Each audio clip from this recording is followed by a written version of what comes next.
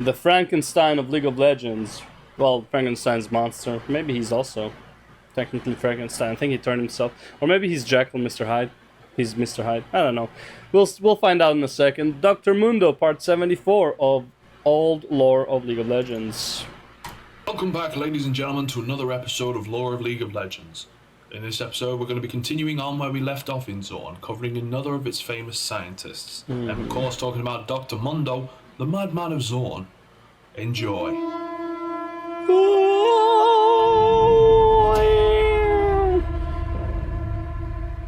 The city-state of Zorn had been built to support industry. Numerous factories and laboratories have filled the city-state since the earliest days of its existence. Ironically, industry has also become the great city's downfall. It wasn't completely destroyed, but had been ruined due to the constant pollution, explosions, and magical experiments across the city. It is suspended somewhere between a living city and a ruin that is surrounded by pools of toxic waste. This environment isn't a friendly one. In fact, it often causes many symptoms of illness that are undesirable. Young Mundo was a great example of this. Since the day he was born, the chemicals polluting the city have affected him and enhanced his will to inflict pain. When he was a young boy, he was relatively harmless. But as he grew up, his behavior was getting worse with each passing year. When Mundo was barely 5 years old, he used to walk around his neighborhood looking for stranded pets. He would then take them home and care for them for a few minutes before becoming bored and deciding that performing some kind of pseudo-medical experiment on the... When he was young, he was fairly harmless. When he was older, 5 years old, not young at all, he would do experiments on animals. Got it. What do you mean when he was young? So basically he always wanted to be a fucking crazy motherfucker. The animal would be much more fun. So weird. The number of dogs, cats, rats, and other small animals have been rapidly decreasing throughout the city. I wonder why, huh? About 9 years later, Mundo's parents had gone missing.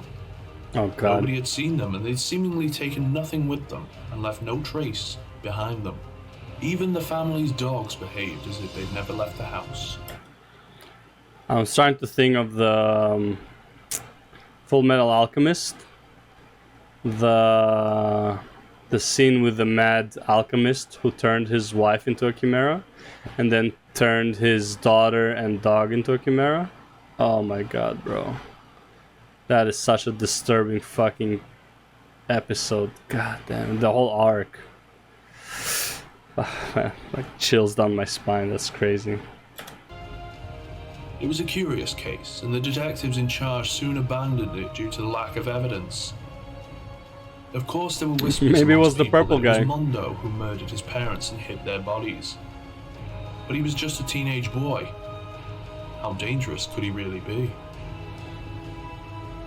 Since his parents' disappearance, Mundo had been living alone in the family house, training to obtain a medical license. At least that's what he kept telling anyone who asked. Undisturbed by anyone, he could finally set his focus on some more complex experiments. When he grew up, he decided to legally acquire the medical license that he'd spoken of to people in the past. Mundo was now officially a doctor. So he actually got it. Up to this point, however, he'd been charged with 38 counts of murder that he couldn't be convicted of due to lack of evidence, bodies, or any witnesses. Some had claimed to see Mundo at the crime scenes when spoken to, but soon enough had changed their minds not long after, or left Zorn in great haste. From a sadistic teenager, Mundo had turned into a combination of serial killer and mad scientist. That is assuming that cutting people open just for pleasure can be considered science, however. It's not a problem to Mundo.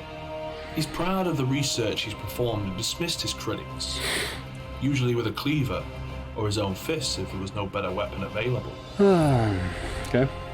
As time passed, though, Mundo discovered more interesting facts about pain and the human Definitely not response to Mundo. it. He's made tremendous strides in mapping the pain response between the human brain and body. He's even gone so far as to use his findings to disable parts of his brain that were causing him to feel pain. He cut some nerves, stuck a few needles into his own brain, and soon after was able to ignore pain completely, even in the most extreme of circumstances. Mundo has also found a way to reach into more primal wild side of his brain. Through chemical mixtures, he could enhance aggression and the flow of adrenaline as well as dull the survival instinct. His research had a purpose now. Mundo wanted to create the perfect scientifically enhanced killer. He was not the first one to tackle that idea, but was certainly one of the more successful. The madman's reputation caught up with him, however, when he was looking for test subjects. He was known as a murderer, and nobody would be willing to enter his laboratory. Due to the lack of test subjects, he had no choice but to test his discoveries on himself. Over time, these tests have turned the old human-like Mundo into a true beast. His muscles have expanded, his skin turned purple, and even emotionally has stopped caring about the useless parts of human culture, such as proper language. Mundo's reasons to join the League of Legends were simple. He wanted to see how well he would do against others. At first he was just a representative of Zorn, but later had formed a partnership with Noxus's representatives who admired the madman's strength and ambition. See, the thing is, he could have easily gone with his research to Noxus and be like, yo, guys, listen, I have the research to make your soldiers dumb and strong. Dumb enough to follow any order, strong enough to be strong. And they won't compete with you for power because they're super idiots. And they won't feel pain, so they will be unstoppable until they die.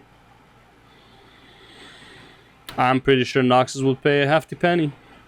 And this is all, honestly, like, this whole, like, medicine thing is, like, a lot of shit we have today hasn't been done in the most moral or legal ways. But it's like, their research that was not moral or good or nice or whatever, legal in any sense, actually advanced science like crazy, you know? Shit like that. Same with, like, human experiments. They're like, for some reason they conveyed the wrong result than planned, and then it's like that's how you discover Viagra, for example, shit like that, right? But yeah, it's fucked up. Basically, I'm talking about like people who defiled corpses to understand anatomy better, but it was illegal and unreligious to desecrate a corpse, stuff like that. Which is the kind of partnership that is the most dangerous of all. Sure, there are others examples. That's just the easiest one. And it's like, what is the limit based on science? Where do you stop in the name of science, kind of thing, you know? If it borders on morality, I can say that's like at the time it was immoral to cut open a corpse, right? So it's a weird one. I'm not being psychotic or anything like that. It's just like an interesting kind of thought. It's like, where is the limit in the sake of science, kind of thing. Anyways, yep, that's Mundo part 74. We're gonna go next. Go next. 15 FF.